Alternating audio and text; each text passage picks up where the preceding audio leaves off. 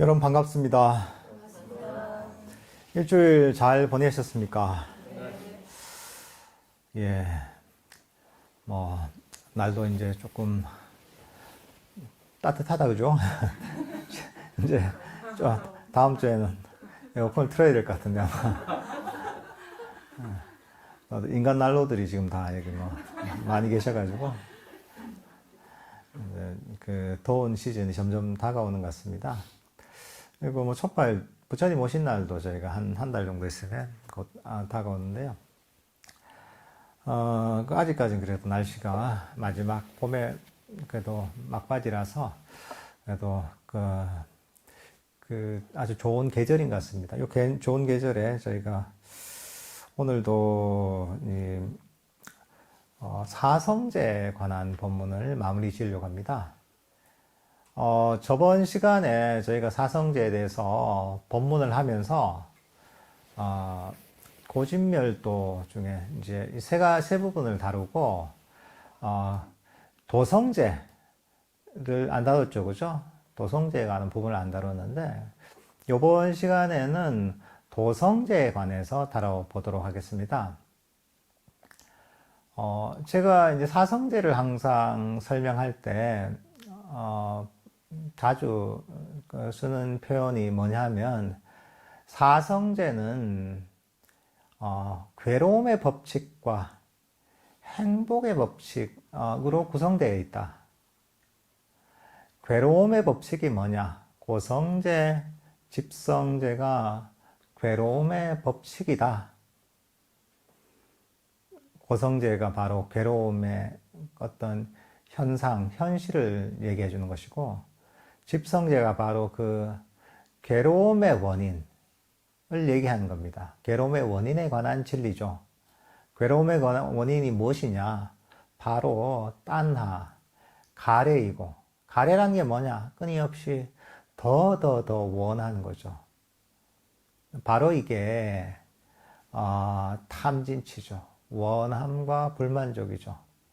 이게 바로 집착이고, 이게 바로 5가지 장애입니다. 바로 원인에 의해서 괴로움이 생긴다. 그렇기 때문에 이걸 이제 괴로움의 법칙이라고 합니다. 그리고 사실 이 괴로움이 있기 때문에 부처님께서도 출가하셨고, 또 사실 우리가 괴로움을 뿌리 뽑을 수 있고 괴로움에서 벗어날 수 있는 것은 왜 그러냐? 괴로움이 그냥 랜덤으로 그냥 생기는 게 아니라 원인에 의해서 생기기 때문에 원인만 이것들을 잘 제거할 수 있으면 괴로움에서 벗어날 수 있다는 거죠. 그래서 그 뒤에 나온 게 뭐냐면 행복의 법칙을 가르칩니다. 괴로움의 원인을 어떻게 소멸시키고 뿌리 뽑고, 괴로움의 원인이 사라지면 괴로움이 없어지잖아요, 그죠? 우리가 진정한 행복에 이를 수 있는가? 바로 행복의 법칙이 바로 뒤에 나오는 2가지입니다. 도성제, 멸성제, 도성제죠, 그죠? 멸성제는 바로 괴로움이 완전히 소멸된 상태. 괴로움이 완전히 소멸됐기 때문에 최고의 행복이다라고 할 수가 있습니다. 그리고 오늘 주로 다룰 도성제가 뭐냐? 도성제는 바로 그 괴로움의 원인을 없애는, 뿌리 뽑는 구체적인 방법론, 실천적 방법론이 바로 도성제입니다. 도성제의 목적은 무엇이냐? 괴로움의 원인을 없애는 게 목적이에요. 그러기 위해서 아주 구체적인 방법이 있습니다.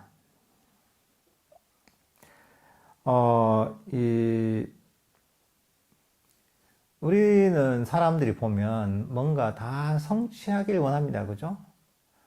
학생들도 학교에 다니면서 내가 성적을 올리길 바라고, 좋은 대학, 원하는 대학을 가길 바라고,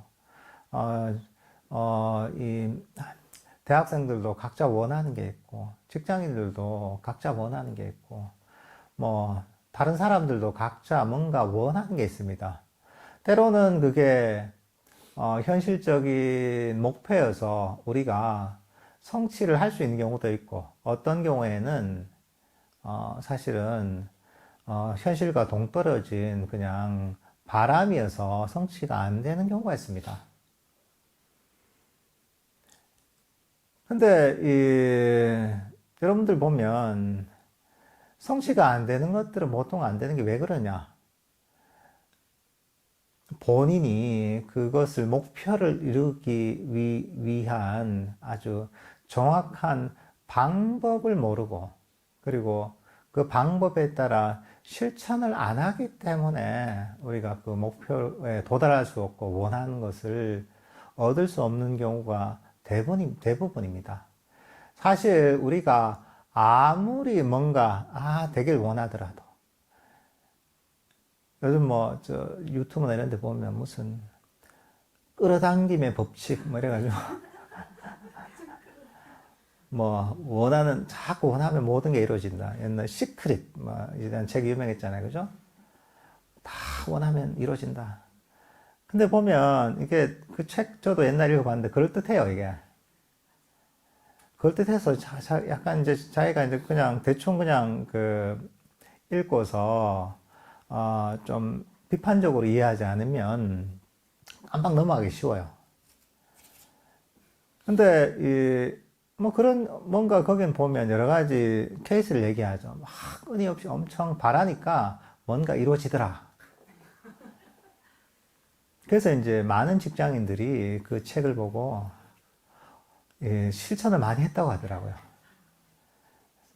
그래서 근데 대부분의 사람들은 99%의 사람들은 실망으로 이제 실망과 절망으로 이제 결론이 나는 경우가 많았다고 하거든요. 그게 뭐냐면 우리가 원하는 바가 있어야 노력을 하죠, 그죠? 하지만 결국은 원하는 것들이 이루어지기 위해서는 바라는 게 핵심이 아니라는 거죠. 핵심은 뭐냐면 그 목표가 이루어질 수 있는 아주 구체적이고 실천적인 방법론을 이해하고 그것을 인과의 법칙에 따라서 실천했을 때 그 결과가 나오는 거죠. 그러니까 이게 우리 불교생이라는 것도 마찬가지입니다.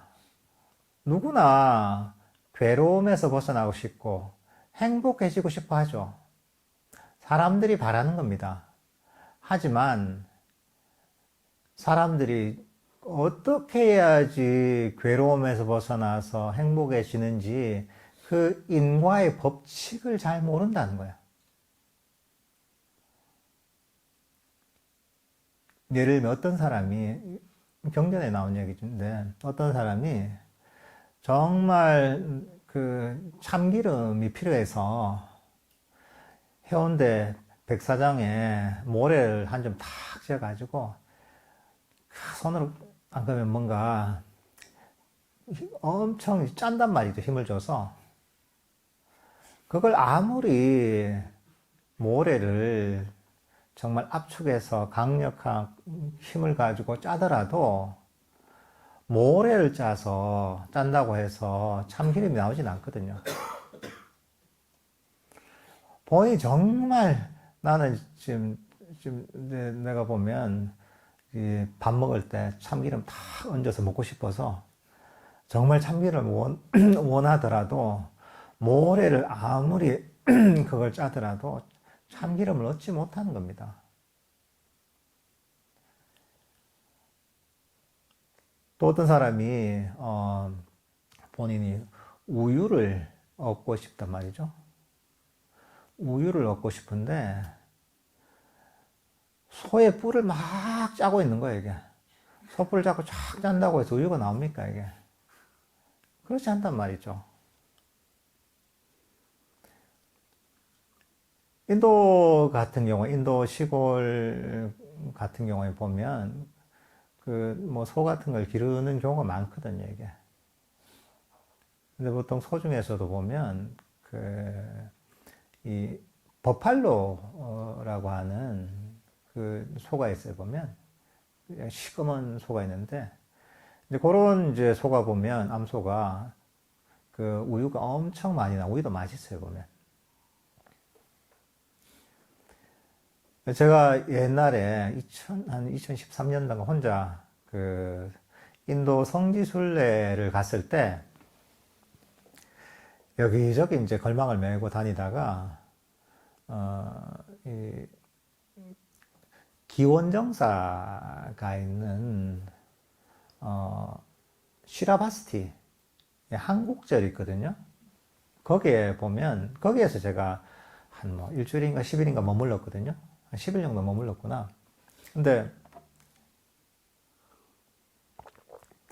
이제 거기에 그 한국 스님들이 몇 분 계셨는데 그 중에 한 분이 한 달 정도 된 것 같아요, 보면. 한 달 정도 돼서 그 이제 떠날 때가 그렇게 얼마 남지 않았는데 그래서 이제 너무 그 절에 한국절에서 뭐 먹여지고 재워지고 고맙잖아요. 고마워가지고 뭐 보시할 게 뭐가 없나 이 생각하다가 그 절이 가서 보면 매일 아침 공양을 하고 짜이를 끓여주거든요. 엄청 짜이를 한 솥 끓여가지고 한 잔씩 다 이제 나눠 먹는데 너무 맛있게 먹거든요. 그래서 근데 그 우유를 매일 마을에서 사왔어요, 이게. 한 8리터, 뭐, 한 7, 8리터 정도 하루에 사왔거든요, 이게. 마을에서. 그래서, 마을에서 맨날 사오니까, 내가 소를 한 마리 사주자. 생각을 해요. 그래가지고 마침 그때 나도 같이 있어가지고, 인도 우시장에 한번 같이 가게 됐거든요. 우시장에 가서 이제 이 소 쫙 이제 둘러보면서 소를 샀어요, 이게.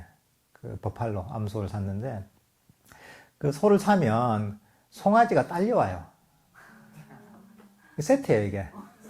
왜냐하면 그 송아지가 있어야지 우유가 나오거든요. 근데 그게 당시에 정말 그 소가 어마어마하게 큰 소인데, 75만 원인가? 당시에도 보면 너무 싸죠, 그죠? 근데 그 갖고 와서 진짜 우유를 짜는데 우유가 정말 잘 나오더라고요, 이게. 인도 일하는 분들이 보면 짜는데 촉촉촉 하면은 한 하루에 6, 7리터 정도 나왔던 것 같아요.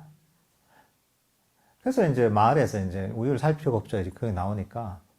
그래가지고 그 우유로서 이제 짜이를 끓여 먹어보니까 우리 전에 먹던 짜이가 맛이 다른 거예요. 맛이 다른 거예요, 이게. 그 보니까 마을에서 산 우유에는 물을 좀 많이 담갔더라고요. 근데 진짜 그대로 딱 우유만 짜서 먹으니까 너무 진하고 맛있는 거예요, 고소하고. 물을 안 타니까. 근데 이제 그렇게 이제 그런 이제 버팔로에서 젖을 짤 때, 젖을 짜는 방법 있잖아요. 적절하게 잘 짜면 그렇게 정말 한 6, 7리터씩 하루에 이 우유를 얻을 수 있을 정도로 엄청나게 우유를 짤 수가 있거든요. 근데 그게 아니라 엉뚱한 데 누르면 우유가 안 나오죠, 그죠? 뿔을 자꾸 누른다거나, 막 엉덩이를 자꾸 누른다거나 이러면 그게 우유가 안 나오는 거죠. 마찬가지로 이게 무미자경이라는 경전에 나온 얘기입니다. 마찬가지로 우리가 어떤 사람이 괴로움에서 벗어나서 깨달음에 이루고 싶은 사람이 있다면 그 사람이 아무리 엄청 원하고 염원하더라도 그렇다고 깨달음이라는 최고의 행복에 이를 수는 없는 것이고 그 사람이 정말 괴로움에서 벗어나서 진정한 행복과 깨달음에 도달하고 싶으면 그 유일한 길이 무엇이냐? 그게 바로 팔종도를 실천하는 것이다 라고 얘기하십니다. 팔종도를 제대로 실천하면 그 사람이 원하든 원하지 않든 괴로움은 사라지고 그 사람은 더욱 행복해지고 궁극적으로 깨달음에 이룰 수 있는 것이고 팔정도를 이해하지 못하고 제대로 실천하지 않으면 그 사람이 아무리 깨달음을 얻고 싶고 괴로움에서 벗어나고 싶고 진정으로 행복해지고 싶더라도 그것은 아예 불가능한 거죠. 모래를 짜서 기름을 얻으려는 것 같고 소에 뿔에서 우유를 얻으려고 하는 것과 같다라는 겁니다. 그래서 우리가 이 불교 수행을 통해서 진정한 평화와 행복, 궁극적으로 깨달음에 이르려면 그 유일한 길이 바로 팔정도라는 거죠, 이게.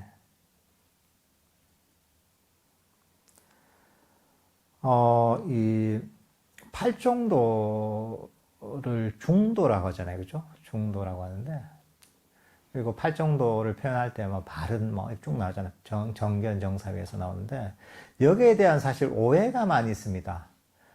중도라고 하면 그냥 이 적당히 타협하는 거.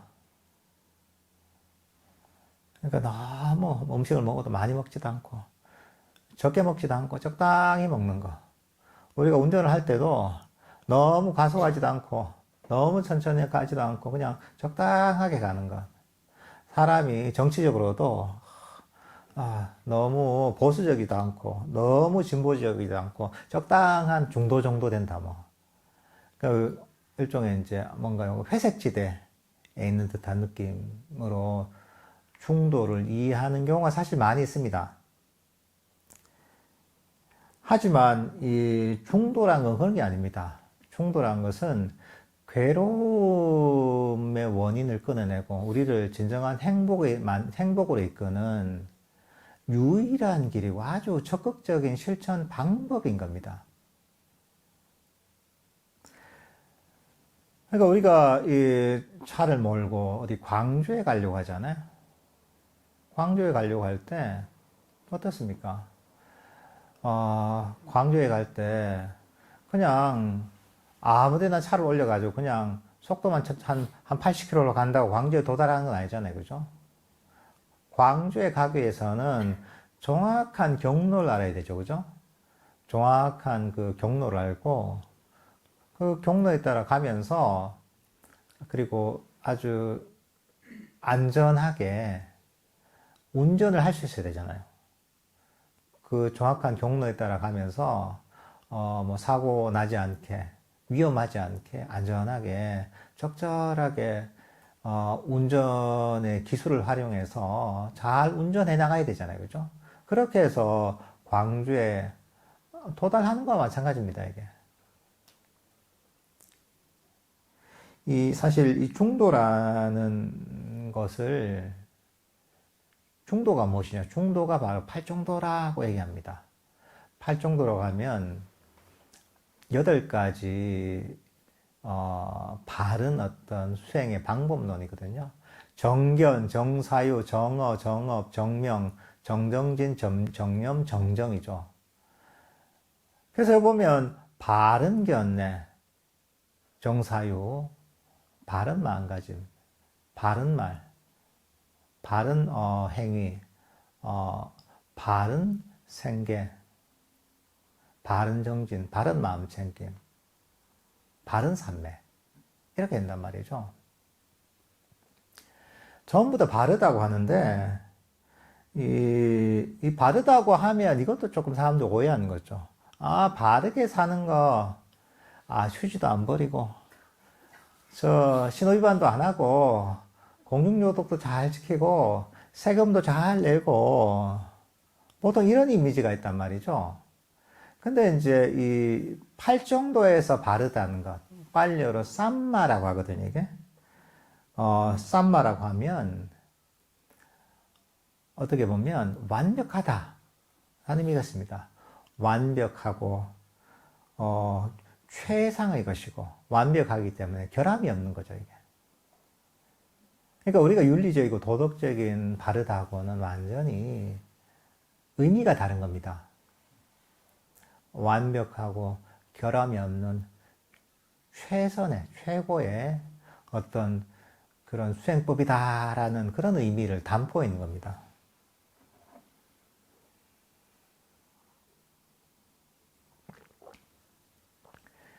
그리고 이 수행법 자체가 목적이 무엇이냐? 사성제도 나왔지만 이 수행법의 유일한 목적은 고통의 소멸입니다. 괴로움의 소멸. 괴로움이 소멸됐다는 건 진정으로 행복해진다는 얘기예요. 이거는 팔종도 수행의 목표이기도 하지만 불교라는 종교의 목적이기도 합니다. 팔만대장경 있잖아요, 그죠? 저 합천 해인사 그 장경각에 팔만대장경이 모셔져 있는데 얼마나 많습니까? 남방에도 그런 경전들이 많이 있죠. 그 경전들이 그런 경전들도 다 목적이 있는 거죠. 세상에 목적 없이 만든 건 없잖아요. 부처님도 이 가르침을, 방대한 가르침을 살아시는 다 목적이 있었을 거잖아요. 근데 다행히도 목적이 1부터 10까지 해서 쫙 해서 막 한 A4 한 30장 정도 되는 이런 목적을 가졌으면 얼마나 헷갈려요. 근데 부처님이 가르침을 펴신, 법을 펴신 이 목적이 무엇이냐? 딱 한 가지요. 괴로움의 소멸이 유일한 목적이요. 모든 불교의 가르침은 괴로움의 소멸을 위해 존재하는 겁니다. 당연히 팔종도라는 수행법도 괴로움의 소멸과 그래서 우리가 진정한 행복으로 이끄는 것이 유일한 목적입니다. 헷갈릴 게 하나도 없어요. 불교가 뭐냐라고 질문을 받으면 보통 사람들이 약간 당황하기 쉽습니다. 그게 뭐더라. 이게 좋은 건데 참 한마디로 딱 설명하기 힘들고, 참 깊고, 참 훌륭하고, 대단하고, 근데 참 한마디로 설명하기 힘들지. 이 정도로 나온단 말이죠. 근데 딱 한마디로 얘기할 수 있는 겁니다. 이거는 괴로움을 소멸시키기 위한, 우리를 진정한 행복으로 이끌기 위한 최고의 가르침이다. 라고 얘기할 수가 있는 겁니다.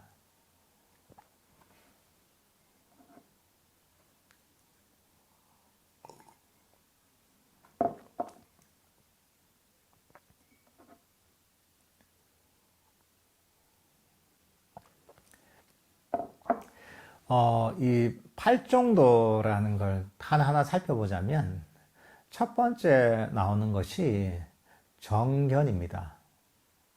사마디띠라고 합니다. 바른 견해입니다.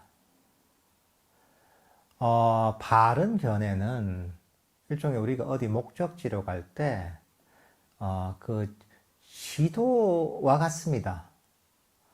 우리가 그 지도가 없으면 어디로 가야 되는지 알 수가 없잖아요. 그죠? 그러니까 이 바른 견해라는 것은 어떻게 보면, 불교의 가르침을 제대로 이해하는 게 바른 견해라고 할 수 있는 거죠. 부처님의 가르침을 제대로 이해하고 있는 것이 바른 견해라고 할 수 있는 거죠. 예를 들면 우리가 사성제 지금 다루고 있잖아요. 가장 쉽게 얘기하자면 사성제를 바르게 이해하는 것이 바른 견해다라고 할 수 있습니다. 때로는 팔정도를 제대로 이해하는 것이 바른 견해라고 할 수도 있는 거예요. 무상고 무아를 제대로 이해하는 것이 바른 견해라고 할 수 있는 거죠. 법을 제대로 이해해야 되는 겁니다. 그렇게 해야지 우리가 어디로 가는지 정확하게 알 수 있는 거죠. 아무리 우리가 차를 몰고 열심히 막 120km, 140km 달리더라도 목적지가 어딘지 모르고 그 경로가 어딘지 모르면 열심히 우리가 엑셀을 밟고 이렇게 이 자동차를 운전해 가더라도 아무 소용이 없습니다. 엉뚱한 데로 가게 되는 거죠.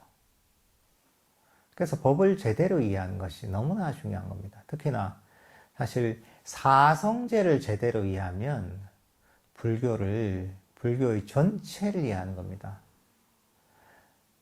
저번 시간에 얘기했지만 여러분들이 이게 뭐 불교의 가르침이 뭔가, 경전의 이 가르침이 뭔가 감이 안 올 때가 있잖아요. 그러면 불교는 사성제에서 시작하고 사성제에서 끝나지. 그럼 이 가르침은 사성제 중에 어디에 해당하는 건가? 이걸 찾아보면 돼요. 그러면 헷갈리지 않는 거야. 불교의 가르침은 바로 이 사성제라는 괴로움의 법칙과 행복의 법칙. 바로 이게 사성제라는 거죠. 그것을 포함한 어쨌든 법에 대한 이해, 수행에 대한 바른 이해를 갖는 거죠. 그 다음 정사유가 나옵니다. 삼마 쌍카파라고 합니다. 정사유 하니까 바른 사유 이런단 말이죠. 그럼 어떻게 뭘 생각하는 건가? 근데 사실은 이거는 조금 더 의미가 다릅니다. 일반적으로 뭔가를 생각하는 게 아니라 바른 마음가짐을 갖는 것, 바른 마음의 태도를 갖는 것이 바로 정사유입니다. 그러니까 이 사실 바른 마음가짐, 나는 뭐 바르게 사는데 내가 특별하게 내가 뭐 이상하게 살지도 않고 잘 살고 있는데 그냥 살면 되나? 그게 아닙니다. 사실 이 팔정도의 각각의 요소는 우리가 배워서 훈련을 시켜야 되는 요소입니다. 사실 이게 우리가 이 팔정도라는 불교 수행은 그냥 우리가 머리로 이해해서 되는 게 아닙니다. 이건 사실 운동과 비슷한 거예요. 운동이라는 게 우리가 어떻게 익힙니까? 수영을 전혀 못하는 사람이 수영을 어떻게 익힙니까? 혼자 그냥 저 송정 바닷가에 가서 물에 뛰어들어서 그냥 막 혼자서 막 헤엄치면 됩니까, 이게? 그렇지 않잖아요, 그죠? 수영을 잘 하려고 해도 어떻게 되면 수영의 기술을 알아야 되는 거예요. 수영을 잘하는 수영 코치한테 수영의 기술을 일단 배워야 돼요. 기술을 배운다고 됩니까? 듣는다고 되지 않잖아요. 배운 기술을 반복적으로 연습을 해야 됩니다. 반복적으로 연습을 하다 보면 어떻습니까? 그러다 보면 점점 내 몸으로 익혀지죠, 그죠? 감각이 생깁니다. 근데 그 감각은 예전에는 내가 없었던 감각이에요. 수영을 안 해본 사람들, 못하는 사람은 그전에 우리가 수영의 기술을 연습하기 전까지는 그렇게 몸을 움직이는 감각이 없어요. 그렇지만 수영의 기술을 배우고, 팔도 이렇게 움직이고, 호흡도 이렇게 하고, 물장구도 이렇게 치고, 발을 이렇게 움직이고, 뭐 이런 것들을 다 배우잖아요. 그것들을 배워서 반복적으로 훈련하다 보면 수영의 기술이 체득되면서 새로운 어떤 수영의 기술에 대한 감각이 생겨나요. 그렇게 체득이 되는 거예요. 근데 이 팔정도라는 건 사실 우리가 그런 수영을 못하는 사람이 수영의 기술을 반복적으로 훈련하듯이 훈련시켜야 되는 거예요. 뭐 이런 거죠. 팔을 어떤 식으로 펴서 어떤 식으로 움직여야 되느냐. 호흡을 할 때 어떻게 해야 되고, 머리는 어떻게 해야 되고, 다리는 어떤 자세로 어떻게 움직여야 되고, 이런 기술인 거예요, 이게. 그 중에 한 가지가 바로 두 번째, 정사유. 바른 마음가짐인 거죠. 이 바른 마음가짐이 뭐냐? 놓아버리고, 부드럽고, 친절한 마음가짐인 거예요. 놓아버리고, 자비롭고, 친절한 마음가짐을 가지는 것. 이게 바로 두 번째, 정사유입니다. 놓아버린다는 건 무엇이냐? 우리는 항상 끊임없이 더 움켜쥐려고 합니다. 난 돈도 더 벌어야 되고, 맛있는 것도 더 먹어야 되고, 새 물건도 더 사야 되고, 더 성공해야 되고, 집도 더 커져야 되고, 수행도 더 잘해야 되고, 삶에도 더 많이 얻어야 되고, 끊임없이 계속 움켜쥐려고 한다면 더 하면서 놓아버린다는 건 무엇이냐면 바로 더 하는 욕심을 버리는 겁니다. 근데 약간 이런 분들 들으면 좀 기분이 안 좋을 수 있어요. 나 지금 돈도 벌어야 되는데 나 지금 좀 성공해야 되는데 걱정하지 마세요. 평소엔 그렇게 하시고 수행을 할 때만 그러면 되는 거예요. 처음에는 수행할 때만 그 더 하는 욕심을 버리는 거예요. 집착을 버리는 거예요. 수행할 때만 해도 됩니다. 처음에는 충분합니다. 평소에 안 해도 되니까 너무 걱정하지 마세요. 그러니까 왜냐하면 우리가 아까 했잖아요. 더 하는 욕심이 사성제세겠죠. 괴로움의 원인이다 했잖아요. 수행이라는 것은 끊임없이 더 해서 얻을 수가 없는 겁니다. 마음의 평화와 행복은 끊임없이 더 움켜쥐고 얻으려고 해서는 얻을 수 없는 거야. 참 이상한 거예요, 이게. 이게 너무나 우리가 진정한 행복과 평화는 우리가 너무나 원하는 거단 말이죠.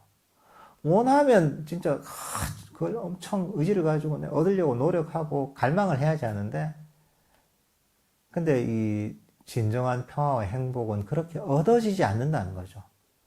마음의 법칙이 그렇게 작동하지 않는다는 거예요, 이게. 우리 얘기했잖아요. 내가 원한다고 우리가 행복해지지 않잖아요. 사람들이 내 원하는 대로 행복해졌으면 진짜 여기는 불행한 사람 아무도 없게요.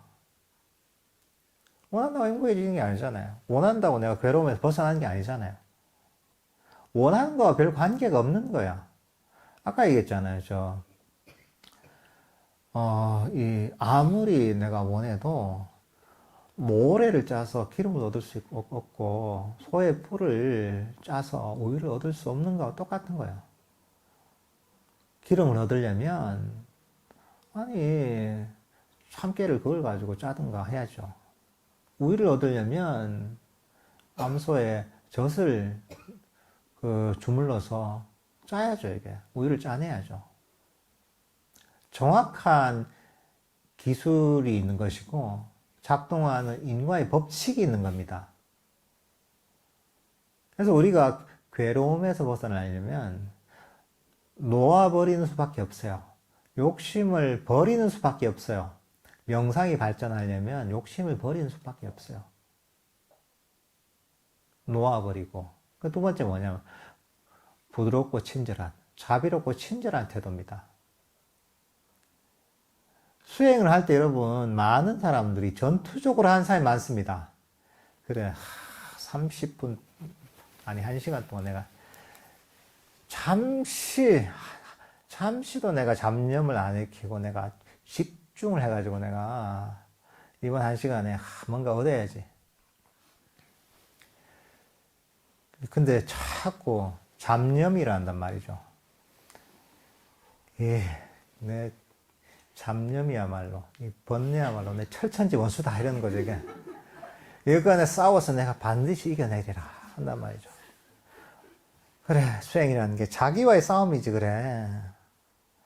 그래서 수행자의 길이 고독한 길이고 힘든 길이구나 라고 생각을 많이 합니다. 근데 그건 자기 생각이고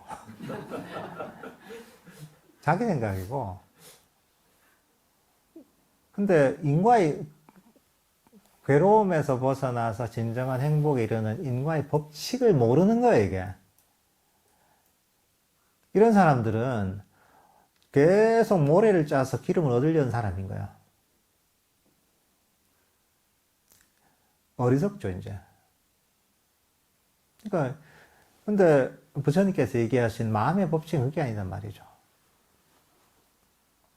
마음을 오히려 자비롭게 가지고, 부드럽게 가지고, 친절하게 가져야 된다는 거죠.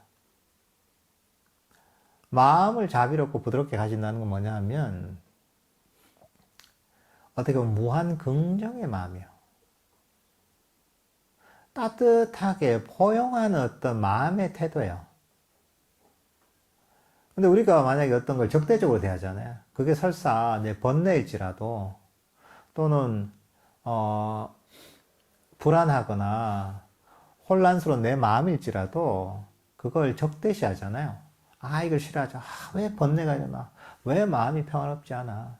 이렇게 마음을 일으키잖아요. 그 마음 상태는 뭐 어떤 상태냐면, 바로, 불만족과 악의를 가진 상태예요.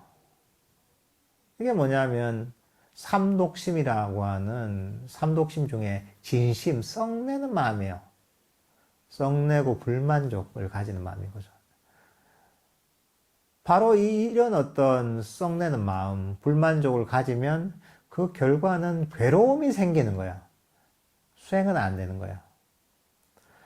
그러니까 불만족을 가지고 싫어하는 마음을 일으키고 썩내는 마음을 일으키면, 그러면 이거는 그냥 인과의 법칙에 의해서 괴로움이 그냥 일어나게 돼 있는 거예요. 이게 마음의 법칙인 거예요, 그냥. 그럼 우리가 왜 괴로움을 불러올 필요가 뭐 있어요, 이게. 근데 괴로움에서 벗어나려면 그 반대의 마음을 일으켜야 되는 거예요. 어떤 적대적인 마음이 아니라 따뜻하고 부드러운 마음을 일으켜야 되는 거죠. 불만족이 아니라 만족하는 마음을 일으켜야 되는 거예요. 부드럽고 따뜻한 마음을 일으켜야 되는 거예요. 친절한 마음가짐을 가져야 되는 거예요. 이거는 남들한테만 친절한 게 아니라 자기 자신한테도 친절해야 되고, 내 마음에도 친절해야 되고, 내 번뇌에도 친절해야 되는 거예요. 때로는 부족한 현재 내 상태에 대해서도 친절하고 자비로워야 되는 거예요. 이걸 훈련해야 됩니다. 우리가 뜻대로 안 되면 왜 이럴까 한단 말이죠. 이럴 때마다 그래, 이거는 괴로움을 일으키는 내가 어리석은 짓이지, 악의를 일으키잖아. 그 대신 그 성사유, 그래, 부드럽고 친절한 마음, 자비로운 마음, 그래, 따뜻하게 받아들이고 친절하게 대하는 거죠. 이런 마음을 자꾸 훈련해야 됩니다. 자기와의 싸움이 아닙니다, 수행은. 수행은 뭐냐면 자기 가슴에 평화와 자비를 품는 훈련입니다. 마음이 전투적으로 변할 때마다 자꾸 가르쳐야 돼요. 이건 악이지. 악이 대신 나는 선의를 가지고 자비를 가져야지. 조건 없이 내 자신을 사랑하고 용서하고 따뜻하게 받아들이고 내 마음을 그렇게 받아들이는 거죠. 타인에 대해서든 자신에 대해서든 자신의 마음에 대해서든 자신의 수행 주제에 대해서든, 내가 하고 있는 뭐 직장의 일이 됐든 또는 하고 있는 공부가 됐든 뭐가 됐든지 간에 마음속에 악의와 불만족이 일어난다면 그걸 마음을 돌려야 되는 거야. 이거는 바른 정사유를 실천한 게 아니지. 수행자는 정사유를 실천해야지. 바른 마음가짐을 가져야지 하고, 바른 마음가짐으로 마음을 돌리는 반복적인 훈련을 해야 되는 겁니다. 근데 나 해도 안 되던데요. 왜 안 될까요? 항상 그런 얘기 많이 듣습니다. 난 자비롭고 부드럽고 친절한 마음이 잘 안 일어나던데요, 나는. 그럴 땐 어떻게 해야 되냐? 연습만 하면 돼요, 연습만. 연습하면 되는 거예요. 우리가 왜 안 될까? 뭐가 문제일까? 고민할 시간에 연습하라 라고 얘기해 주고 싶습니다. 고민한다고 해결되지 않습니다. 고민이 바로 불만족 악이에요. 여러분들 왜 수행이 왜 안 되지? 왜 이럴까? 마음이 뜻대로 왜 뭐 안 움직이지 할 때마다 고민이 들잖아요. 그죠? 고민이 생길 때마다 고민할 시간에 연습하자. 이렇게 자꾸 마음을 돌려야 되는 거예요. 연습하는 게 뭐가 힘들어요, 한번. 우리가 괴로운 이유는 뭐냐면 수행할 때, 내가 지금 이 정도는 돼야 되는데, 바라는 마음이 있는 거예요, 이게. 즉시 되길 바라는 욕심이 있는 거예요. 그것만 버리면 사실 힘들 게 별로 없어요. 그리고 연습을 하잖아요. 연습을 하면 실력이 늡니다. 아까 수영 얘기했잖아요. 수영도 수영 코치한테 수영의 기술을 배우고 나서 한번 해보고 잘 안 돼. 계속 고민하는 거야. 왜 안 될까? 내가 뭐가 문제일까? 내가 팔이 짧아서 그런가? 아니면 내가 골밀도가 높아서 잘 안 되는가? 뭐가 문제일까? 코치한테 전화를 해가 왜 나는 안 되죠? 시킨 대로. 코치가 뭘 하겠어요? 쓸데없는 생각하지 말고 그냥 시킨 대로 연습이나 하라고 하다 보면 되니까 뭐 연습도 안 하고 막 전화를 해. 나중에는 이런 전화하지 말고 시키는 대로 그냥 물장구나 치고 팔이나 움직이고 연습이나 하세요. 이런 얘기 안 하겠어요. 하다 보면 그냥 되는 거예요. 처음에 안 될 것 같아도 생각 없이 코치가 시키는 대로 연습하면 되게 돼 있는 거예요. 수행도 똑같아요. 수행에서 보면 물론 바른 기술을 배워야죠. 바른 기술을 안 배우면 안 되죠. 제대로 기술을 배워야죠. 근데 제대로 기술을 배운 다음에는 그 다음에는 고민하고 걱정하고 그 시간에 그냥 연습을 하면 되는 겁니다. 그러면 저절로 시간이 해결해 줍니다. 그럼 발전하게 돼 있어요. 고민할 것 없어요, 이게. 근데 보통 많은 경우에는 보면 고민하다 시간 다 보내. 사실은 우리 수행을 하는 사람들은 마음을 굉장히 단순하게 가져야 됩니다. 수행이라는 것은 생각으로 하는 게 아닙니다. 물론 생각이 좀 필요할 때가 있죠. 어떤 이해가 좀 필요할 때. 근데 대부분의 경우에는 연습으로 하는 겁니다. 운동과 똑같다니까요. 운동할 때 어떻습니까? 수영의 기술을 배우잖아요. 하루 종일 생각하는 거 아니잖아요. 기술을 배우고, 이렇게 하는구나. 하고, 그 다음 어떻게 해요? 그 다음 물에 들어가서 연습을 하는 거예요, 이게. 우리가 불교 수행도 그렇게 접근해야지 사실은 불교 수행이 제대로, 쉽게 발전할 수가 있습니다. 이게 너무나 이게 중요합니다, 이게. 사람들이 보면 이게 안 되는 이유가 이 학교 다닐 때부터 맨날 머리만 써서 살잖아요, 이게 우리 인간이라는 게. 그러다 보니까 이 마음을 연습하는, 훈련하는 그 감각이 잘 없어요. 맨날 하던 것만 하려고 하는 거예요, 이게. 머리만 맨날 굴리려는 거예요, 이게. 근데 그거는 이제 이 세속에서 어떤 일을 할 때 그게 필요한 것이고, 불교 수행은 헷갈릴 때만 되면 이렇게 생각해요. 이거 운동이다. 마음의 운동이다 생각했어요. 마음의 운동을 체득하는 것이니까 자꾸 내가 막 머리 굴리잖아요. 그죠? 이건 저렇고 사성계 어쩌고 저쩌고 팔정도 어쩌고 저쩌고 뭐 칠각지가 뭐 사념책 어쩌니 하잖아요. 물론 어느 정도 이해는 있어야죠.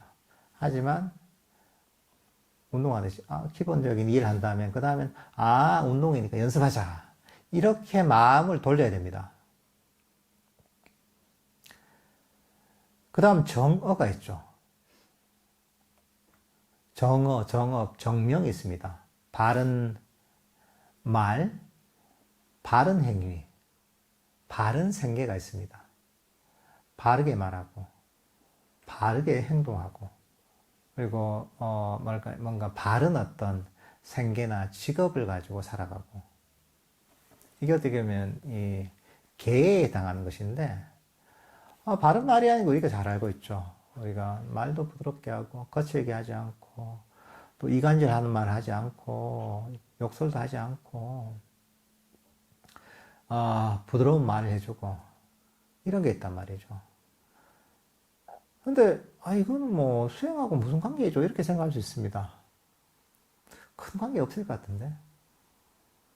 근데 사실은, 정업, 정명이라는, 우리가 바른 말, 바른 행위, 바른 생계라는 것 자체가 보면, 불교 수행의 세 가지 요소 중에 한 가지 요소를 이루는 겁니다. 불교 수행 8정도를 세 가지로 얘기할 수 있거든요. 계정의 삼학으로 얘기할 수 있습니다. 근데 이게 계에 해당하는 거예요.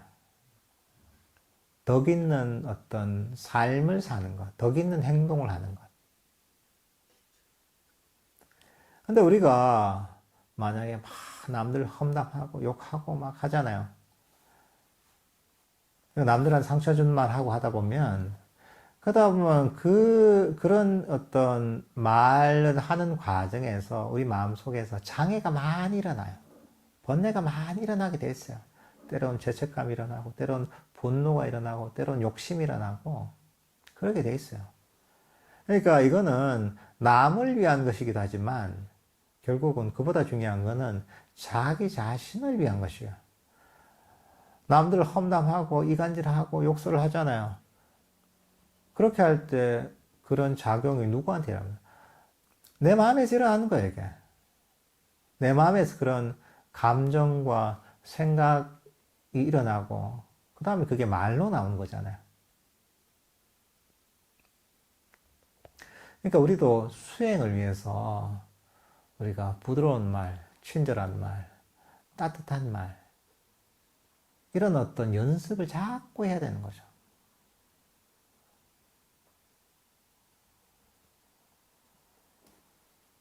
그래서 이제 부처님께서는 뭐 그런 얘기도 합니다. 예, 뭐 말에 관련해서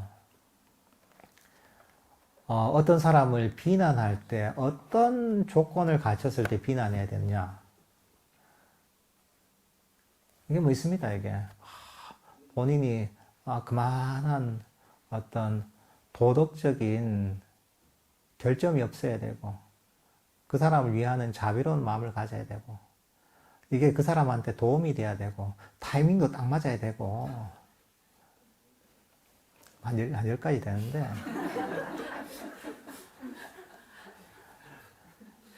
그러면 이제, 그런 생각을 하는, 부처님 남들 욕하지 말라는 얘기구나.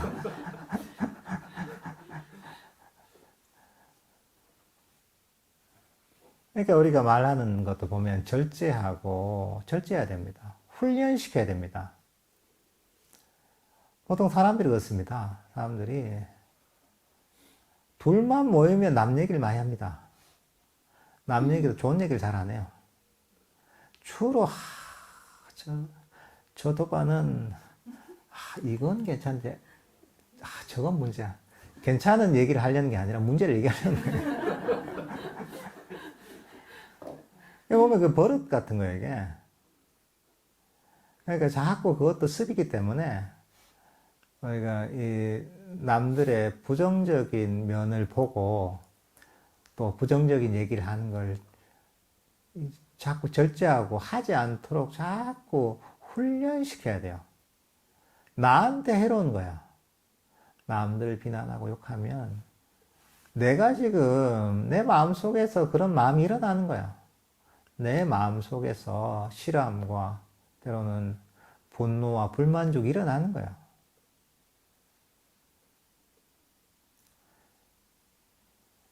그래서 말하는 것도 보면 굉장히 절제하고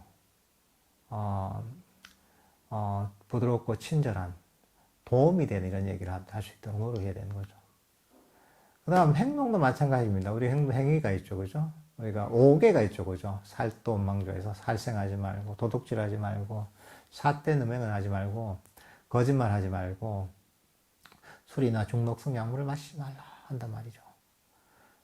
근데 이것도 단순한 윤리적 가르침이 아닙니다. 네, 밖에 가서 막 사기치고 보이스피싱 하고 이제 하루 종일 하다가 이제 집에 와서 마음을 평화롭게 만들고 번뇌를 끊어내는 수행을 해야지. 그 될 수가 없습니다. 불가능합니다. 악행을 하면 악행에 과보가 있습니다. 그리고 과보라는 게 보통 시간이 좀 지나서 무르익어서 받기도 하고 당장 내 마음이 오염됩니다. 남들한테 피해를 주고 자기 자신한테 해로운 행동을 하게 되면 많은 번뇌가 일어나게 돼요.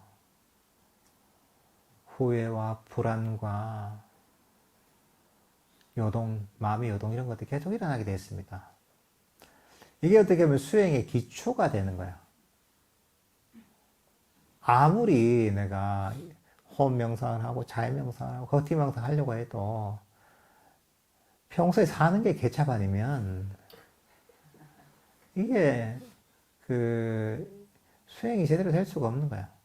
사실은 우리 일상 생활에서의 우리 삶의 일종의 퀄리티가 우리 수행의 퀄리티하고 굉장히 밀접하게 연관되어 있는 겁니다. 그래서 우리가 좀 착하게 살아야 돼요. 착하고 덕 있는 삶을 살아야 돼요. 그런 사람 있죠, 이제. 살다 보니까 내가 도끼가 생겨, 도끼가. 수행하려면 도끼를 빼야 됩니다. 다 그게 부정적인 악의의 마음이거든요.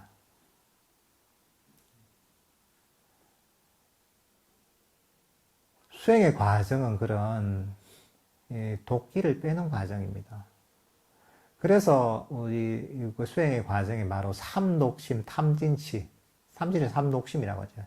독과 같은 마음. 이게 바로 우리를 중독시키고 괴로움을 만들기 때문에 이런 독과 같은 마음을 버리는 것이 수행의 길이기도 하는 겁니다. 그 다음 나오는 게 뭐냐면 바른 생계입니다. 바른 생계도 마찬가지, 바른 행동과 마찬가지로 우리가 남들한테 피해를 주지 않는, 어떤 남들한테 괴로움을 주지 않는 그런 생계로서 아주 정당한 어떤 이 직업을 가지고서 살아가야 된다는 거죠. 그 다음 나오는 게 정진입니다. 바른 정진입니다. 이게 사실 다 통하는 얘기는 하지만 특히나 바른 정진 같은 경우에 사람들이 잘 이해하지 못한 경우가 너무나 많습니다. 그 이유는 뭐냐 하면 흔히 정진이다 하면 정진이 노력하는 거지. 우리가 일반적으로도 열심히 노력하면서 정진하면서 살잖아요. 그죠? 세속에서도. 그러니까 세속에서 나도 노력해 살아봤고 열심히 정진해봤고 열심히 공부도 해봤고 열심히 일도 해봤고 그 감이 있단 말이죠. 노력하는 게 이런 것이고 정진하는 게 이런 것이라는 감이 있잖아요. 그 감각을 가지고 바른 정진을 이해하는 거예요. 근데 바른 정진이라고 할 때 바른 정진은 전문 용어인 거예요, 이게. 일반적인 노력이나 정진하고 의미가 완전히 다른 거예요. 이건 아주 구체적이고 실천적인 전문적인 수행의 방법인 거야. 바른 정진이 무엇이냐? 불선법을 버리고 선법을 개발하는 게 바른 정진이에요. 열심히 내가 하루 10시간 앉아있다고 바른 정진이 아니에요. 근데 중요한 거는 내가 어떻게 현재 마음으로 실천하고 있느냐는 거죠. 불선법을 버리고 선법을 개발하고 있느냐. 이게 중요한 거죠. 그럼 불선법과 선법을 알아야 되잖아요. 그죠? 불선법이 뭐냐? 불선법은 괴로움을 일으킨 게 불선법이에요. 선법은 괴로움을 없애고 우리를 행복하게 만들어주는 것이 선법이에요. 그러니까 불교에서는 흔히 다른 데서 얘기하는 선하다는 기준이 달라요. 진정한 행복을 갖고 오는 것이 선법인 거예요. 근데 이게 행복이라는 것도 이 종류가 있는 거예요. 보통 우리가 욕망을 충족시키는 것, 감각적 욕망의 행복, 이거는 빛을 갚아야 되는 행복이거든요. 근데 선법이라는 것은 이런 행복 말고 욕망을 놓아버리면 생기는 행복, 빛을 갚지 않아도 되는 그런 행복을 얻게 만드는 걸 선법이라고 하는 거예요. 그럼 이제 우리가 불선법을 버리고 선법을 실천한다고 하잖아요. 불선법이라는 게 뭡니까? 불선법이라는 게 괴로움을 일으키니까 사성제에서 뭡니까? 가래가 불선법이죠. 탐진치가 불선법이죠. 더하는 욕망이 불선법이죠. 불만족이 불선법이죠. 5가지 장애가 불선법이잖아요. 그리고 특히나 수행자가 좀 잘 이해하지 못하는 게 뭐냐면, 우리가 일반적으로 살아갈 때 우리가 버려야 될 게 무엇이고 이런 것들을 잘 이해합니다. 그래, 너무 욕심 버리면 안 되지. 이게 성을 내면 안 되지. 이건 잘 알아요. 근데 이해하지 못하는 게 뭐냐면, 수행을 할 때 수행에 대한 어떤 불선법이 뭔지 이걸 이해하지 못합니다. 보통 사람들은 그래, 수행하면 세상에 대한 욕심을 버리고 물건에 대한 욕심도 버리고 그래, 그 대신 수행에 대한 난 욕심을, 큰 욕심을 가지고 이렇게 하면 되지. 그렇게 합니다, 많이, 대부분. 근데 부처님의 가르침은 대상이 뭐가 됐든 더 하는 욕심을 가지면 그게 불선법이라고 보셨다는 거예요. 내용은 똑같은데 이게 라벨만 바꾼 거예요, 이게. 사실은 이게 5천원짜리 그냥 이제 싸구려 옷인데 라벨만 그냥 갖다 택가리만 한 거예요, 택가리만. 택을 간다고 그게 옷의 질이 좋아지지 않잖아요. 똑같잖아요, 이게. 그 택을 갈아 놓으니까 사람들은 그게 좋은 줄 아는 거죠. 이거 봐라, 이게 프라다다 이러면서 프라다인데 보니까 진짜 이게 옷감 질이 말이 아니야.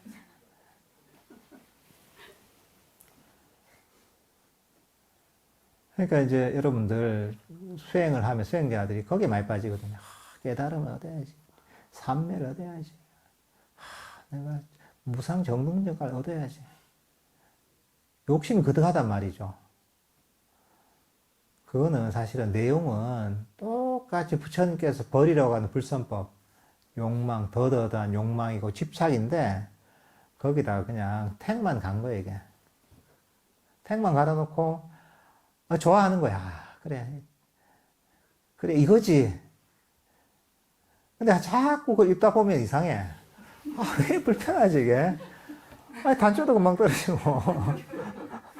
왜 이게 피부에 막 두드러기도 나고. 이상하다. 왜 그럴까? 맞겠지. 택 보니까, 이게 맞는데, 이게 프라다 맞는데, 이게. 이런 거죠, 이게. 그 수행하는 사람들도 그렇다는 거죠, 이게.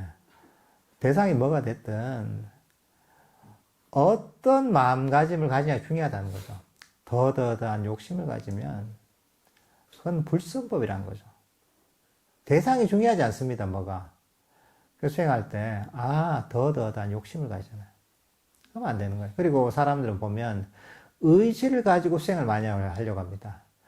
내가 반드시 깨달음을 얻고 말이야. 지금 이 1시간 동안은 잠시도 내가 잡념에 빠지지 않으리라 결심한단 말이죠. 의지를 가지고. 근데 사람들은 수행을 할 때 강력한 의지가 있어야 된다고 생각합니다.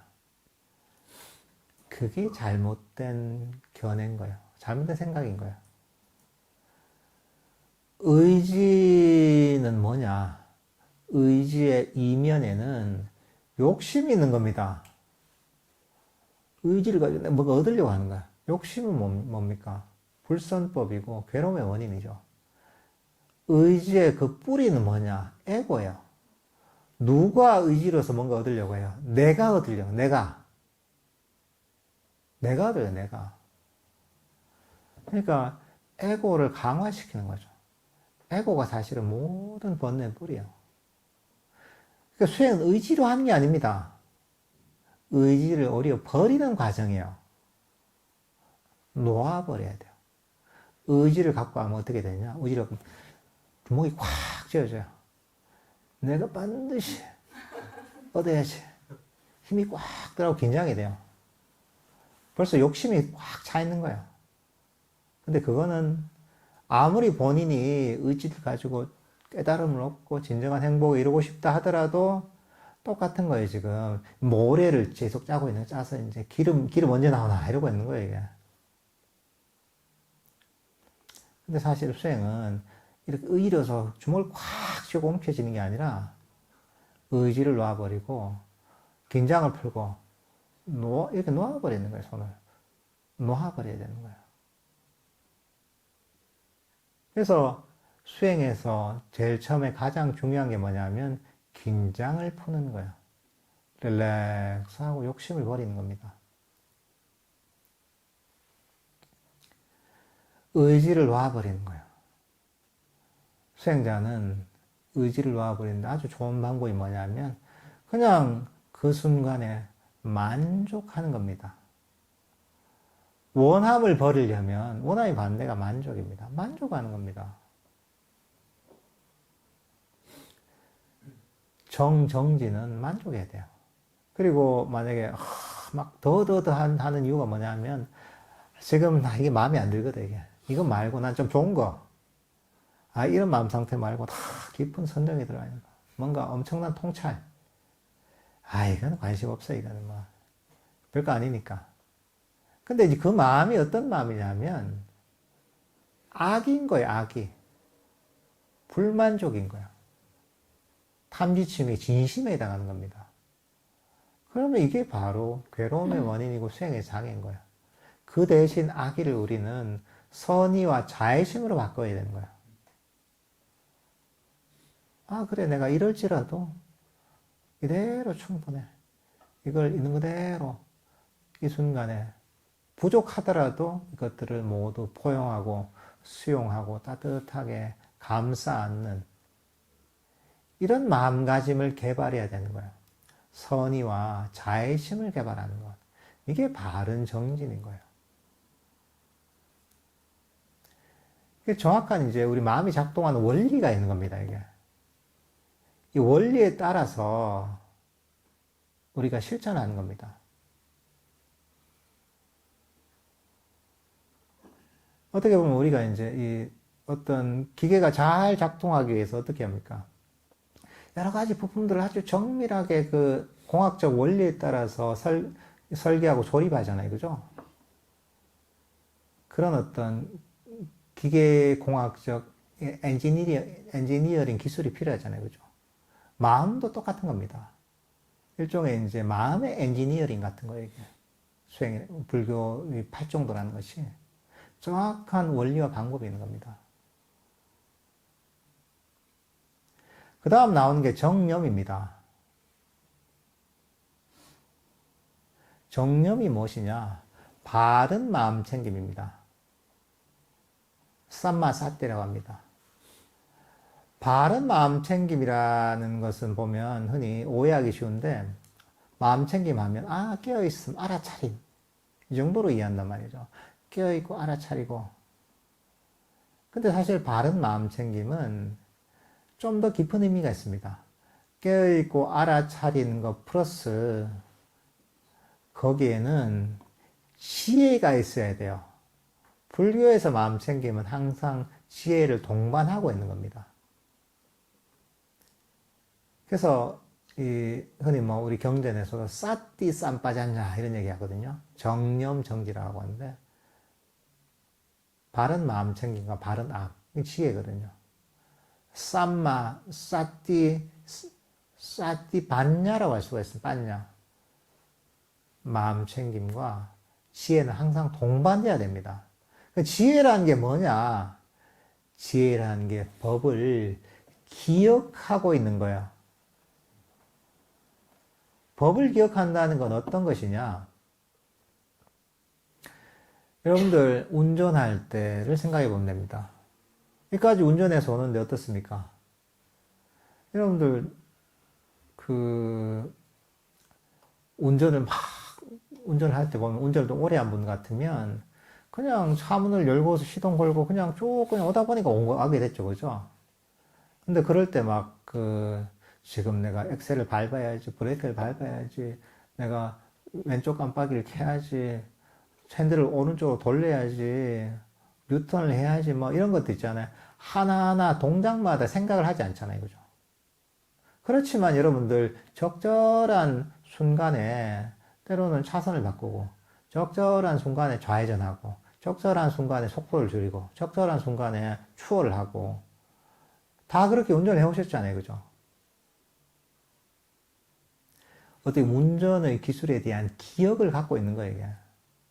그래서 기억이 있기 때문에 언제든지 그게 정확한 필요한 순간에 운전의 기술이 튀어나올 준비가 되어 있는 거예요.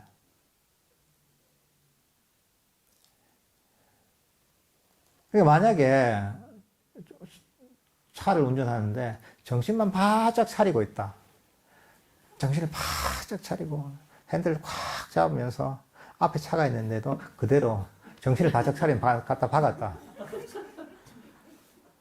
나는 깨어 있는데, 알아차리고 있는데, 난 박는 순간까지 내가 알아차리고, 박아서 생긴 그 흔들림까지 내가 알아차리고 있었는데,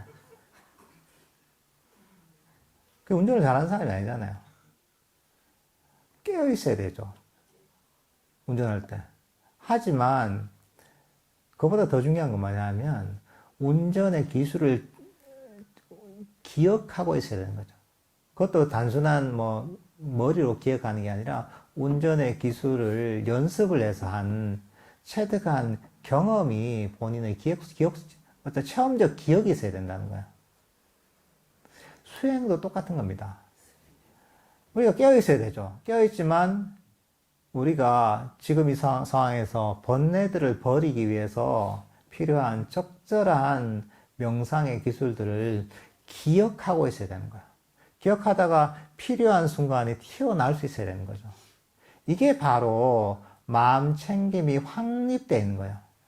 근데 그 대상이 흔히 정념을 사념초로도 설명하거든요. 사념초는 뭐냐?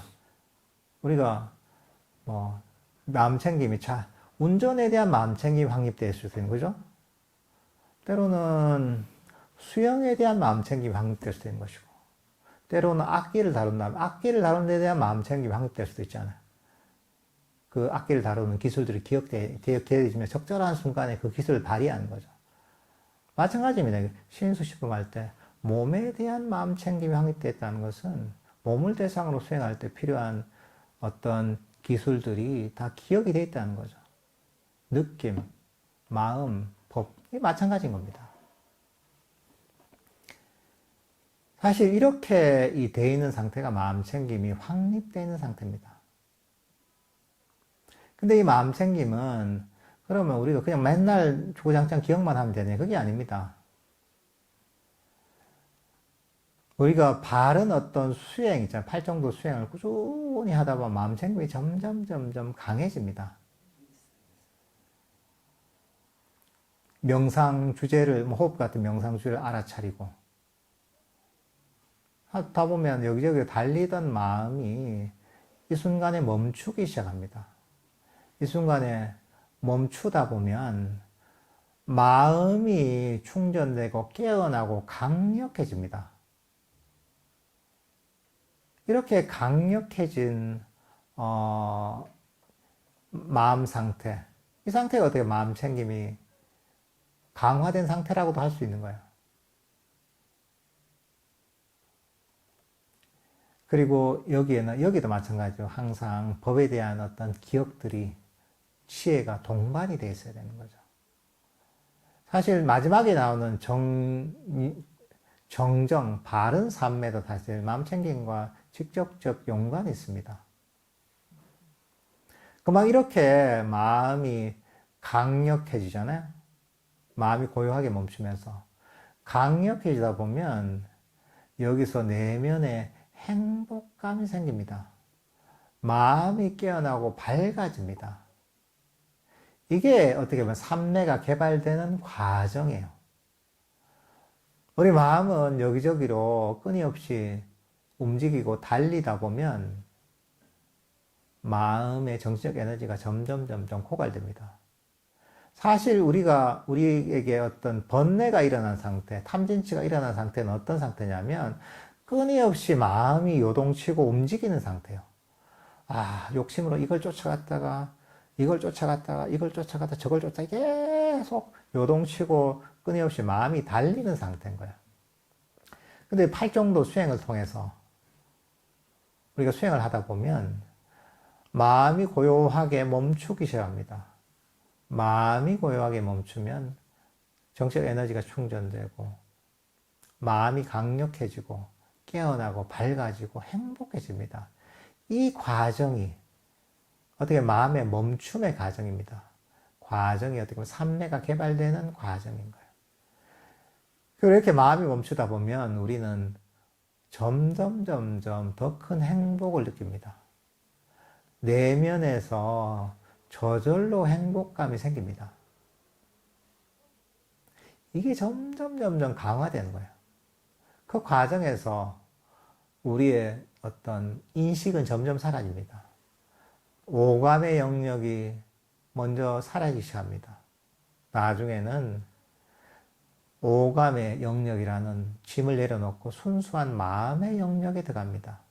그럼 마음은 더욱더 멈춥니다. 그리고 더 깊이 들어가고 마음이 더욱더 멈추다 보면 나중에는 5가지 감각 영역에서 완전히 벗어나서 아주 깊은 몰입과 법열의 상태로 들게 됩니다. 이게 선정이라는 겁니다. 이 상태는 번뇌가 일시적으로 완전히 가라앉은 상태고 아주 행복하고 강력한 상태입니다. 사실 이렇게 이 상태를 활용을 해서 우리가 번뇌를 뿌리 뽑는 지혜를 개발하는 겁니다. 이 삼매라는 것 자체가 이 지혜를 폭발시키는 어떻게 보면 화약과 같은 역할을 합니다.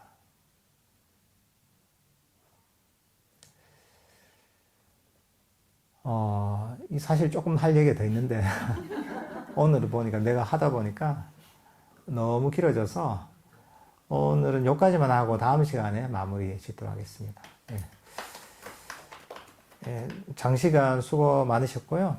공양하시고 1시 반에 우리가 정진하도록 하겠습니다. 수고하셨습니다. 성불하십시오.